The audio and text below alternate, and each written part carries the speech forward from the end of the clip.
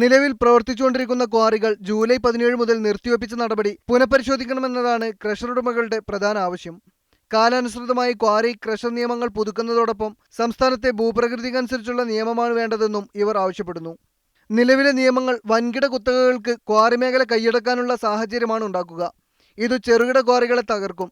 വിഷയത്തിൽ നടപടിയുണ്ടാകാത്ത സാഹചര്യത്തിൽ സമരം ശക്തമാക്കാനാണ് തീരുമാനം. 6-ാം തീയതിയും 7-ാം തീയതിയും 8-ാം തീയതിയും കേരളത്തിലെ എല്ലാ കളക്ടറേറ്റ് ഓഫീസുകളിലേക്കും അതുപോലെ തന്നെ 11-ാം തീയതി ഡയറക്ടർ ജിയോളജി തിരുവനന്തപുരത്തേക്കും അടക്കമുള്ള മേഖലകളിലേക്ക് ശക്തമായ സമരപരിപാടികളുമായി മുന്നോട്ട് പോകുന്നതിന് വേണ്ടിയാണ് ക്വാറി കോർഡിനേഷൻ അസോസിയേഷനും അതുപോലെ തന്നെ ഇതിൻ്റെ ക്രഷറി മറ്റ് ഖനന മേഖലയിലുള്ള എല്ലാ അസോസിയേഷൻ്റെ ആളുകളും തീരുമാനിച്ചത്.